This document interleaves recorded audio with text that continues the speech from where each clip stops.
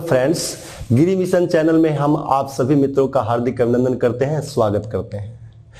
मैं पीए मिश्रा आज आप सभी लोगों के बीच साइंस का एक टॉपिक रखूंगा, कॉन्सेप्ट ऑफ साइंस। इसको आप देखेंगे।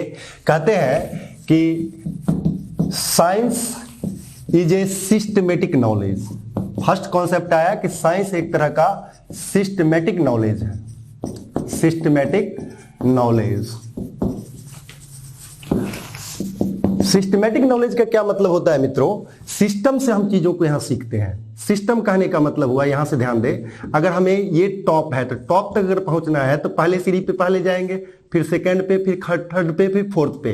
दैट मीन्स अगर कोई बच्चा फर्स्ट डे स्कूल आता है तो उसको ABCD पहले सिखाया जाएगा, ना कि पहले एप्पल सिखाया जाएगा। पहले हम सिखाएंगे उसको अल्फाबेट ABCD पहले सिखाएंगे, उसके बाद बताएंगे APPLE क्या होता है।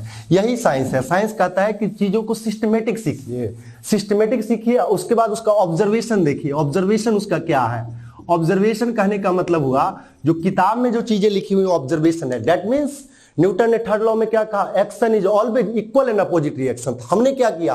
वॉल के ऊपर पंच किया तो हमने किया एक्शन, लेकिन मुझे चोट लगा। दैट मीन्स मिला मुझे रिएक्शन, यानी एक्शन का इक्वल और अपोजिट रिएक्शन मिला। ये किताब में लिखी हुई बात थी तो ऑब्जर्वेशन, और हमने जो किया ये है एक्सपेरिमेंट। तो थर्ड स्टेप यहां पे क्या है बच्चों? थर्ड स्टेप आ गया एक्सपेरिमेंट।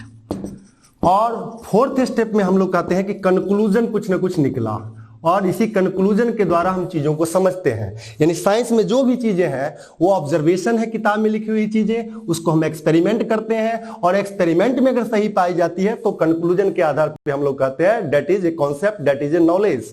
अब कहते हैं कि साइंस का ब्रांच किस तरह से हमने बनाया। साइंस जब आगे डेवलप किया तो साइंस को हमने 3 ब्रांच बना दिया। साइंस का ध्यान देंगे बच्चों, यहां से हम समझेंगे ये 3 ब्रांच कौन कौन से बने बाद में। तो एक बन गया फिजिक्स, एक बन गया केमिस्ट्री, एक बन गया बायोलॉजी।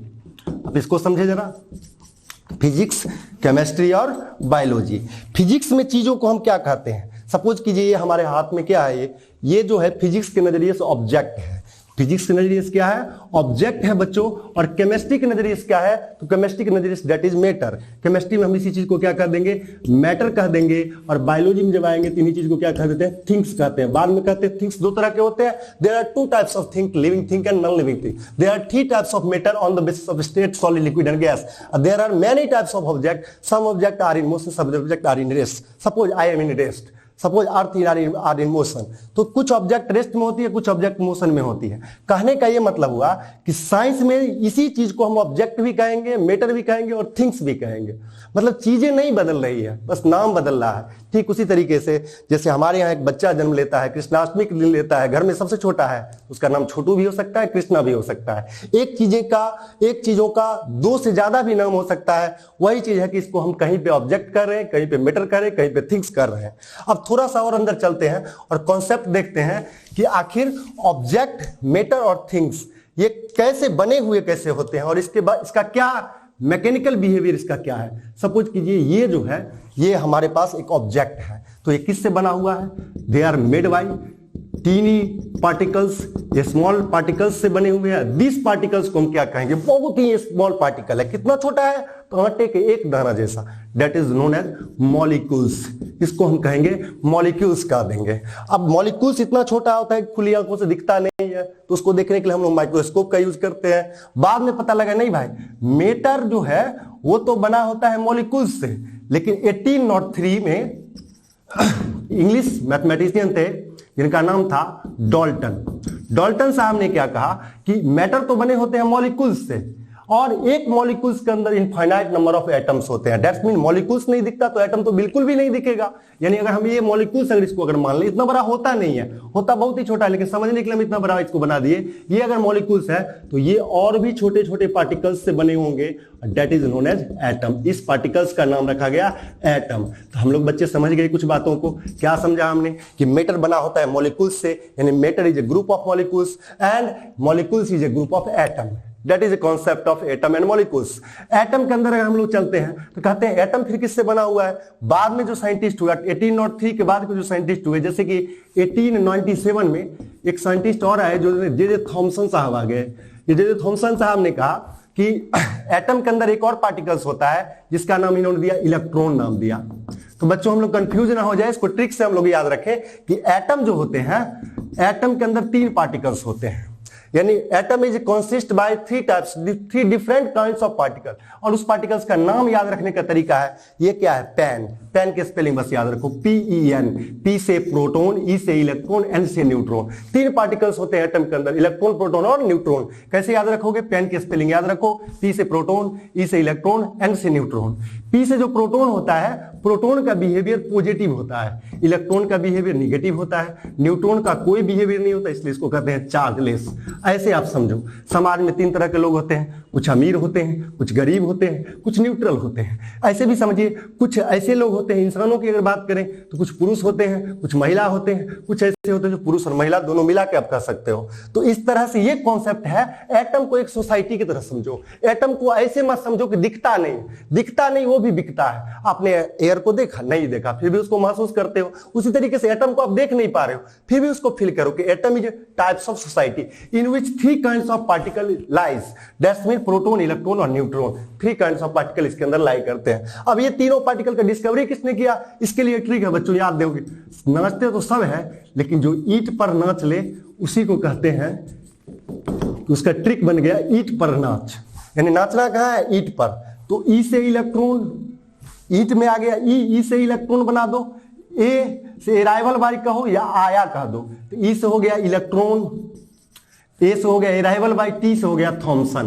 तो इलेक्ट्रॉन किसके द्वारा लाया गया, थॉमसन के द्वारा। मतलब इलेक्ट्रॉन का डिस्कवरी किसने किया, थॉमसन ने।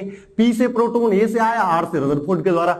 एन से न्यूट्रॉन, ए से आया, सी एस से चैडविक के द्वारा। है ना काफी ट्रिकली। अगर आप इतनी चीजों को समझ रहे हो तो आप एक क्वेश्चन तो आराम से यहां से नीट का पर ईयर आप डील कर सकते हो। जैसे कि मैं बात करूं 2020 के अंदर यहां से क्या कॉन्सेप्ट आया है, नीट एग्जाम जो 2020 हुआ है उसमें आप क्वेश्चन नंबर 149 को देखो, वहां से क्वेश्चन यहां से आप डील कर दोगे। थोड़ा सा अंदर चलते हैं एटम के अंदर, मैं इसको थोड़ा क्लियर करना चाहूंगा।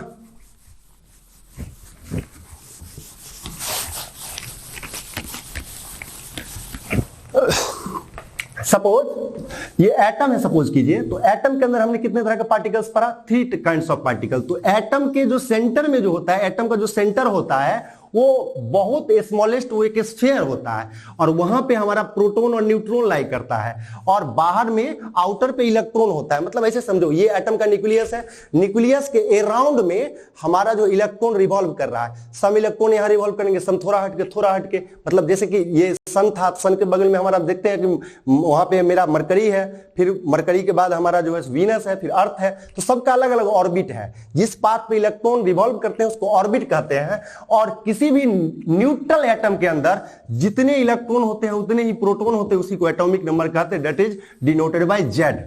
मतलब किसी भी न्यूट्रल एटम में जितना महिला उतना ही पुरुष। यानी ऐसे समझो कि शादीशुदा जोड़े हैं भाई, एटम के अंदर और कुछ नहीं है, बस शादीशुदा जोड़े हैं, और उस जोड़े को बस आपको समझना है। जितने इलेक्ट्रॉन उतने ही प्रोटॉन, उसी कहेंगे हम लोग atomic number, that is known as atomic number.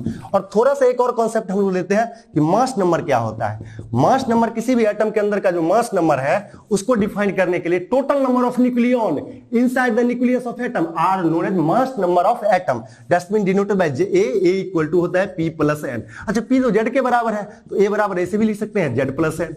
अब क्या करना है भाई, कोई एलिमेंट X है, ऐसे दे देगा आपको, और कहेगा जो पैर पर लिखा है, पैर दूगो है। देखो गौर से देखो, हमारे 2 पैर होते हैं, दाया और बाया। अब बोर्ड पे देखो तो ये तो आपको क्या लिख रहा है, लेफ्ट वाला और ये राइट वाला। अच्छा, सर भी दूगो है, एक राइट एक लेफ्ट। अब देखो किसी भी पैर पे जो लिखा हुआ है ना, वो होगा हमारा हमेशा एटॉमिक नंबर। तो मान लो यहां लिख दिया Z, एटॉमिक नंबर है, यहां लिख दिया ए मतलब ये मास नंबर है। ऐसे समझो बच्चों कि जो नीचे जो लिखा हुआ एटॉमिक नंबर है और जो माथे पे लिखा हुआ मास नंबर है। तो सपोज करो क्लोरीन ऐसे लिख दिया और कह दिया 17, कह दिया 35। अब कौन बताएगा हमको कि इसमें कितने इलेक्ट्रॉन है, इसका मतलब इसका जेड कितना है 17। तो जेड है 17, इसका मतलब इलेक्ट्रॉन और प्रोटॉन दोनों 17 है। इलेक्ट्रॉन भी 17 हो गया, प्रोटॉन भी कितना हो गया 17 हो गया। क्लियर। अब न्यूट्रॉन का नंबर कैसे निकालोगे, तुम कहोगे सर ए तो मेरे को दे दिया 35, ए बराबर होता क्या है, आपने कहा था Z प्लस एन या P प्लस एन, जो भी आप बोल सको। तो एक जगह आप लिख दो ऐसे P प्लस एन फॉर्मूला से, जो मास नंबर का फॉर्मूला। तो हम कुछ नया नहीं कर रहे हैं, जो हमने देखा वही चीज हम लोग डाल रहे हैं। 35 माइनस ऑफ, आप देखो प्रोटॉन का नंबर कितना है आपका, सॉरी 35 35 यहाँ पे तो 35 है, और यहाँ देखो p का नंबर आपका कितना है 17 है, तो यहाँ 17 लिख दो, 17 plus n is equal to 35। अब तो सबको साइड चेंज करने आता है। LHS से अगर कोई वैल्यू अगर RHS की ओर अगर जाएगा तो उसके पीछे का जो साइन होता है वो चेंज कर जाता है। यही साइन चेंज रूल था ना। तो यहां से न्यूटन का नंबर इज इक्वल टू हो गया 35 माइनस 17, यानी कि न्यूटन का नंबर कितना हो गया 18 हो गया। तो किसी भी एलिमेंट के अंदर कितने इलेक्ट्रॉन है, कितने प्रोटॉन है, कितने न्यूट्रॉन है, वो अगर अपने को कहता है निकालने के लिए हम लोग इजिली निकाल सकते हैं। अब देखते हैं कि नीट 2020 में कौन सा क्वेश्चन अपने को मिला था। अपने को एक क्वेश्चन मिला था, इस तरह से लिखा हुआ 71y टू दी पावर 175, और इसमें पूछा गया था कि न्यूट्रॉन का नंबर कितना है। पहले क्या पूछा था, n इज इक्वल टू 8, फिर पूछा p इज इक्वल टू 8, फिर पूछा e इज इक्वल टू 8। तो उसमें जो ऑप्शन हम लोग देखेंगे ना, तो पहले देखेंगे कि उसमें न्यूट्रॉन का नंबर पहले ऑप्शन में होना चाहिए। पहले इसको हम लोग सॉल्व करते हैं और फिर देखते हैं किस तरह से हम इसका आंसरिंग करेंगे। पहले इसका सॉल्यूशन देखते हैं। देखिए यहाँ पे पैर पे क्या लिखा हुआ है 71, मतलब z इसका कितना है 71, z जितना वही e होगा, तो e भी 71 है, p भी 71। लेकिन अगर ऑप्शन में कहीं a पे ऐसे लिख दिया है, पहले लिखा है 71 71 फिर 104 लिख दिया है, तो क्या हमारा ये सही होगा? नहीं, क्योंकि उसने बोला पहले न्यूट्रॉन का नंबर बताने के लिए। तो पहले हम न्यूट्रॉन का नंबर निकाल लें। बोलो a इज इक्वल टू कितना है 175 बच्चों। अच्छा, a की जगह हम लोग क्या लिख सकते हैं, p प्लस एन भी लिख सकते हैं। यहां से देख लें a is equal to p plus n भी होता है, p प्लस एन आप लिख लो। a की जगह p plus n is equal to 175 हमको मिल गया। अच्छा, p की वैल्यू कितनी मिली बच्चों, यहां से देखो p की वैल्यू 71 मिली। 71 plus n is equal to 175, और यहां से नंबर ऑफ न्यूटन हो गया 175 माइनस ऑफ 71, न्यूटन का नंबर हो गया 104। अब बच्चों देखो हमारा आंसरिंग कैसे होगा। पहले क्या बोला था, न्यूटन का नंबर कितना है, how many number of neutron in the nucleus of 71 y to the power 175। तो यहां पे देखिए आंसरिंग जो होगा हमारा, पहले तो न्यूटन का नंबर लिखाएगा जो कि हो गया 104। मान लीजिए ऐसा बी ऑप्शन में है, कहीं पे 104 लिखा हुआ है, 71 और 71, तो ये मेरा सही होगा, ये मेरा गलत हो जाएगा। तो इस तरीके से हम लोग आंसरिंग करते हैं और इस तरह से क्वेश्चंस को हम लोग सॉल्व करते हैं। और अगर आप ऐसा अगर किए होंगे तो आपको 4 मार्क्स आराम से मिल जाएंगे। एक क्वेश्चन के आपको 4 मार्क्स मिलेंगे। Thank you friend. अगर आपको वीडियो अच्छा लगा हो तो ज्यादा से ज्यादा सब्सक्राइब करें वीडियो को, चैनल को शेयर करें ताकि ज्यादा से ज्यादा बच्चों को लाभ हो सके। थैंक यू फ्रेंड्स, बहुत बहुत धन्यवाद।